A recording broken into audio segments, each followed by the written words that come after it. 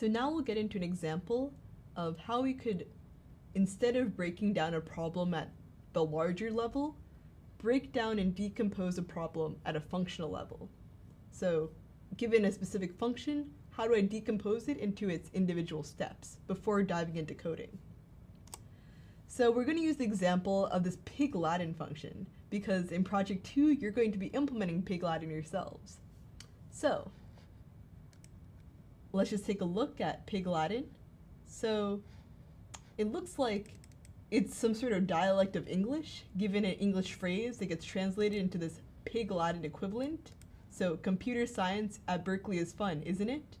Gets translated into computer K, ENK, atway, etc. I'm not going to pain you with the rest. So let's go through the rules of pig-Latin. For our purposes, there are 2 rules.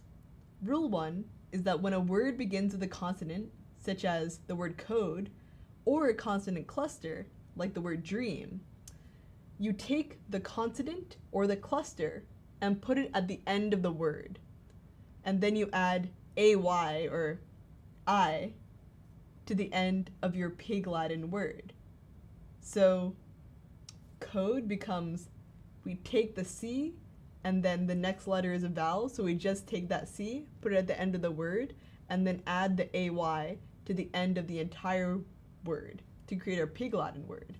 So code becomes O to K. Then dream has a consonant cluster at the beginning. That just means more than one consonant before the first vowel. So dream becomes eam, and then der, and then AY, or eamdre. And let's also say that rule 2 is, given that a word begins with a vowel, we don't change it. We just add the word or suffix way to the end of that word. So these are the rules of pig-Latin. Given words that start with consonants, we pull the leading consonants before the first vowel, put them at the back, and then add AY. For words that begin with vowels, we just add way or WAY to the end of the word. Cool. So now let's think about, and here are some examples. Apple is apple and way, and igloo would be igloo and way because both just start with vowels. So let's think about first how we decompose this problem. Is it possible to describe the problem that pig-Latin is trying to solve? Well, given an English word, our pig-Latin function is trying to translate it into its pig-Latin equivalent.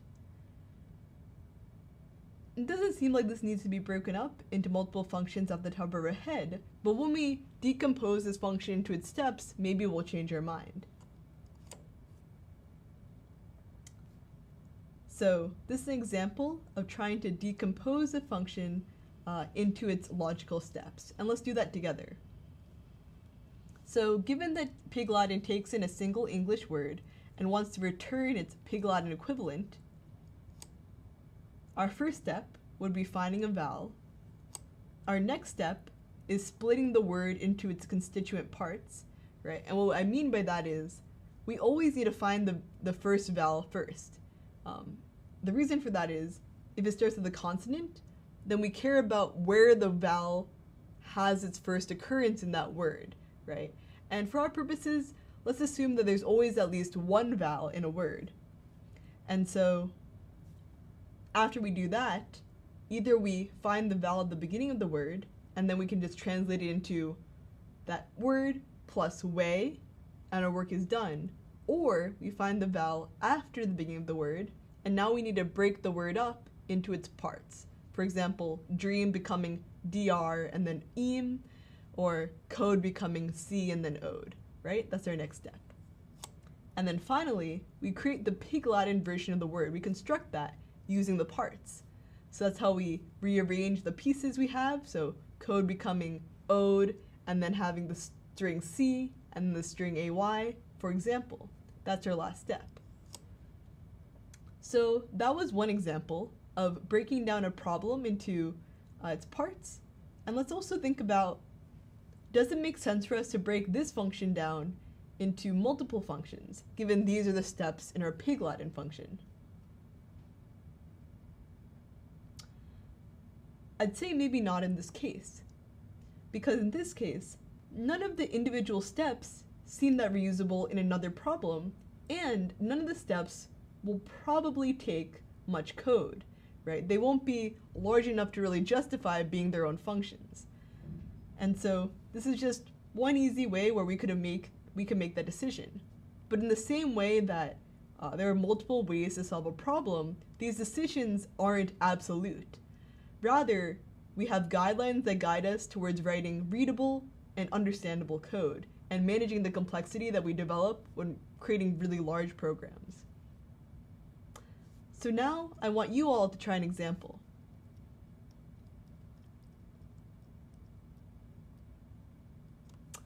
Given the Hog project's play functions, this is question 5 from the Hog project, I want you to recall what the input and outputs were. So the input was 2 strategy functions, the scores of 2 of your players, a die representation, the goal score that the players are trying to reach, and a commentary function for outputting the player's scores at the end of every turn. And the output of the Hog's play function was essentially what it did: simulate a game and print the player's scores at the end of each turn using the commentary function, and then also ultimately returning both players' final scores when the game was over. So given that this is what the Hog accomplished, or rather, what the play function accomplished, I'd like you all to try to break it down into its multiple different parts. So please pause here while you try doing that same exercise that we just did together, and when you're ready, let's say in 5 seconds, I'm going to keep going.